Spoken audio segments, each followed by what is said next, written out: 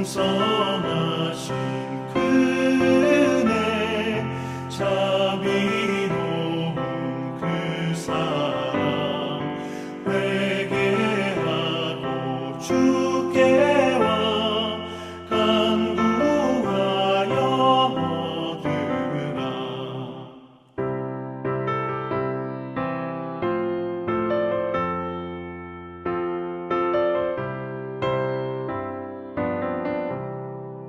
모든 죄를 떠나서 회개하고 나오라.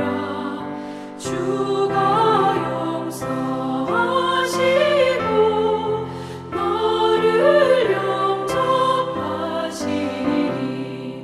눈보다도 더 희게 너의 맘을 씻어서 내 마음에 천국이 임하도록 하리라.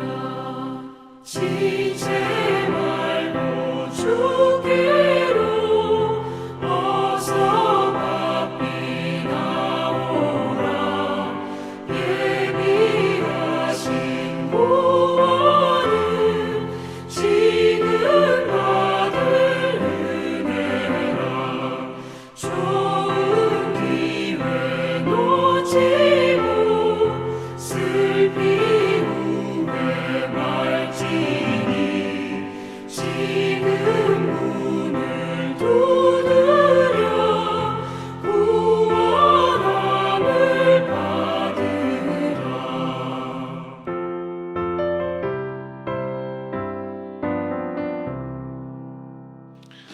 오늘 하나님의 말씀은 마태복음 3장 1절에서 10절입니다. 그때에 세례 요한이 이르러 유대 광야에서 전파하여 말하되 회개하라. 천국이 가까이 왔느니라. 그는 선지자 이사야를 통하여 말씀하신 자라. 광야에 외치는 자의 소리가 있어 이르되 너희는 주의 길을 준비하라. 그가 오실 길을 곧게 하라. 이 요한은 낙탈털 옷을 입고 허리에 가죽띠를 띠고 음식은 메뚜기와 석청이었더라.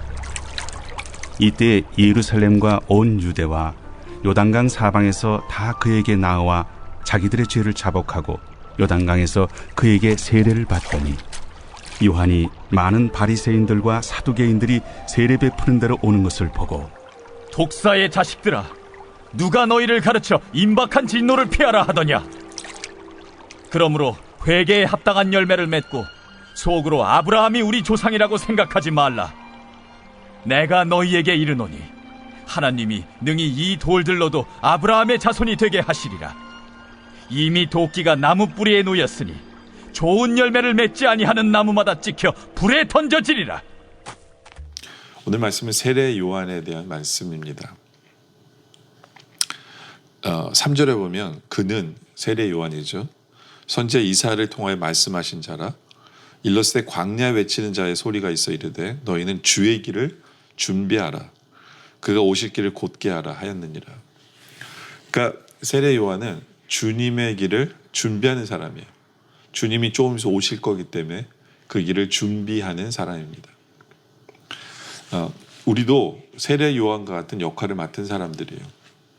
네, 주님의 second coming, first coming은 세례 요한이 준비했어요. 이제 우리 할 일은 second coming, 주님이 다시 오실 재림의 주님을 맞을 준비를 우리가 해야 되는 사명이 우리에게 있습니다. 바로 이 세례 요한의 모습을 보면서 우리는 어떻게 주님 오실 날을 준비할 것인가를 생각해 보길 원합니다. 세례 요한이 1절에 보면요. 그때 세례 요한이 이르러 유다 광야에서 전파에 말하되 2절에 회개하라 천국이 가까웠느니라 하였으니 바로 이것입니다. 이것이 주님을 준비하는 거예요. 주님 오시는 길을 준비하는 것. 주님 오실 날이 가까웠기 때문에 우리는 뭐 해야 되느냐? 회개해야 됩니다. 회개해야 돼요. 바로 그것이 우리의 모습이어야 합니다.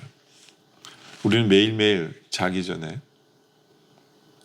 그리고 매일매일의 삶을 살아가면서 우리가 주님 앞에 회개할 것이 없는가를 생각해 보아야 한다라는 겁니다. 우리는 깨어 있어야 돼요. 잘못을 하면서도 모르고 잘못하는 것이 아니라 이것이 잘못인가를 깨달아 알고 바로바로 회개할 줄 아는 바로 그러한 삶을 살아가는 우리들이 그렇습니다. 그것이 주님 오시는 그날을 준비하는 삶이거든요. 네. 혹시 나는 회개할 것이 없습니까? 그리고 회개하라는 얘기만 들으면 막 머릿속에 쥐어짜야만 된다고 생각하십니까? 그 이유가 뭐냐면 말씀을 가까이 하지 않기 때문에 그래요. 말씀을 가까이 하면요, 말씀 속에서 늘 회개 제목을 우리가 찾습니다.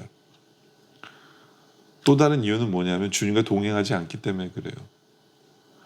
우리 믿음의 선진들은 다 주님 앞에 나가면요, 제일 먼저 그들이 자복합니다. 거룩하신 주님 앞에, 빛대신 주님 앞에 내 죄가 드러날 수밖에 없어요. 그렇기 때문에 말씀 앞에 나올 때 우리는 회개할 수 있게 되고, 주님 앞에 나올 때 우리는 회개할 수 있게 돼요. 우리가 영적으로 깨어있음으로 말미암아 회개할 것은 회개할 줄 아는, 그렇게 주님이 오시는 길을 준비할 줄 아는 그런 우리 모두가 되어지길 원합니다. 그러면서 세례 요한의 모습을 우리에게 설명하는데요. 4절에 보면 이 요한은 낙타털 옷을 입고요, 허리에 가죽들을 떼고 음식은 메뚜기와 석청이었더라. 요즘 말로 하면 심플 라이프예요. 심플 라이프. 예. 주님 오실 날이 얼마 남지 않았기 때문에, 하나님 나라가 임할 것이 얼마 남지 않았기 때문에, 예, 가장 심플하게 살았던 삶을 사는 것이 세례 요한이었다라는 거예요. 물론 우리가 세례 요한처럼 믿고 세례 요한처럼 먹자는 얘기는 아니에요. 그런데 이건 한번 생각해 봐야 돼요. 뭘 생각해 봐야 되냐면, 마치 우리는 이 땅에서만 살 것처럼, 저 천국 하나님의 나라, 예, 영원히 사는 거거든요. 저거는 이 땅에서 100년만 살아요. 그렇잖아요.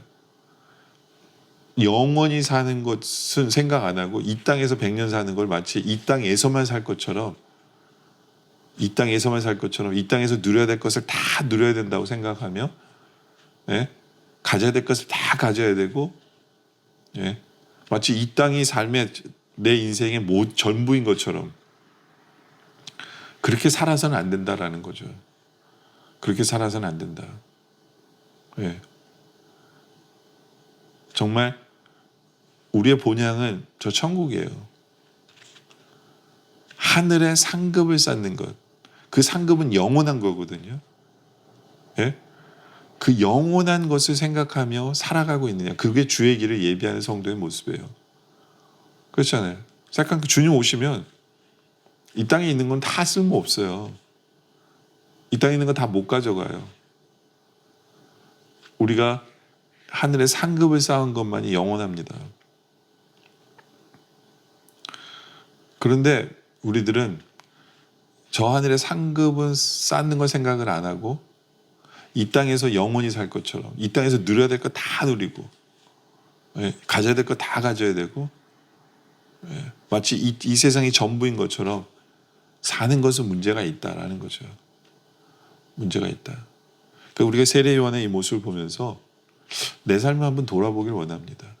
나는 하늘의 상급을 생각하며 살고 있는지, 하늘의 상급을 쌓으려고는 하고 있는지, 예, 저 영원한 상급인데 그것을 귀중하게 여기고 살고 있는지, 그것을 생각해보는, 그렇게 주의 길을, 주의 오는 길을, 주님 오시는 것을 준비하는 우리들이 되어지기를 원합니다. 그러면서 7절에 보면요, 요한이 많은 바리새인들과 사두개인들이 세례 베푸는 데 오는 것을 보고 이르되 독사의 자식들아, 누가 너희를 가르쳐 임박한 진노를 피하라 하더냐. 굉장히 세게 나와요. 그렇죠? 바리새인과 사두개인들이 너희는 독사의 자식들이라고 얘기합니다. 독사의 자식들이야. 왜 그럴까요? 왜냐하면 8절에 보면 그러므로 회개에 합당한 열매를 맺고, 그 이유는 뭐냐면 이들의 삶에는 회개가 없었기 때문에 그래요. 예. 회개가 없었기 때문에. 근데 회개가 없는 것만이 문제가 아니라 자기들은 회개할 것이 없다라는 것 때문에 독사의 자식이라고 부르는 거예요. 자기들은 잘하고 있다라고 생각하기 때문에 문제인 거예요. 착각 속에 살아가는 것. 혹시 우리의 모습은 이렇지 않냐는 거죠. 주님 오시는 길을 준비하고 있고 레디가 돼 있어야 되는데 우리는 착각한 부분은 없는지를 생각하라는 거예요. 착각한 부분은.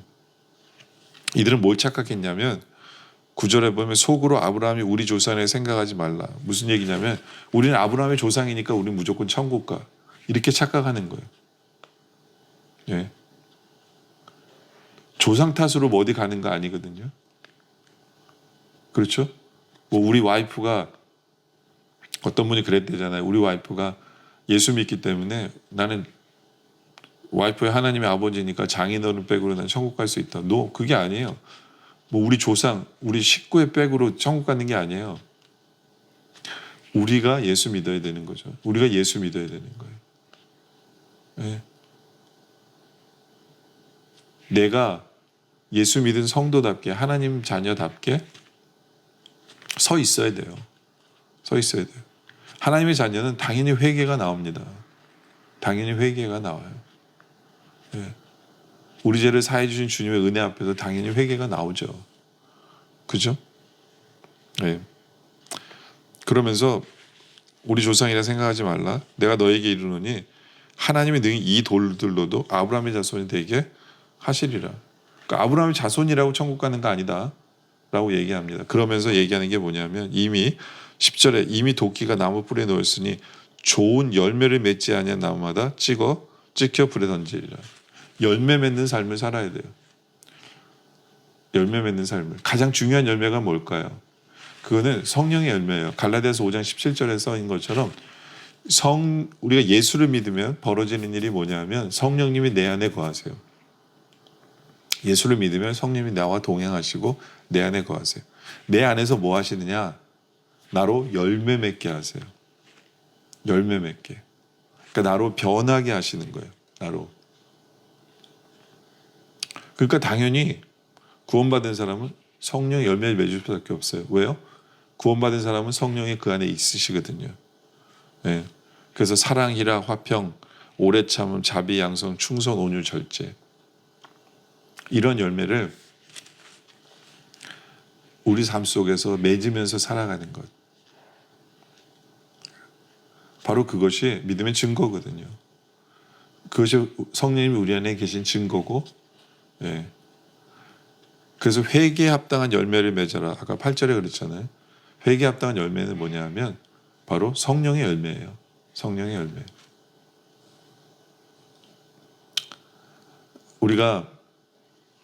우리를 구원해 주신 주님의 은혜 때문에 내 안에 계신 성령님 때문에 우리가 이렇게 성령의 열매를 맺으면서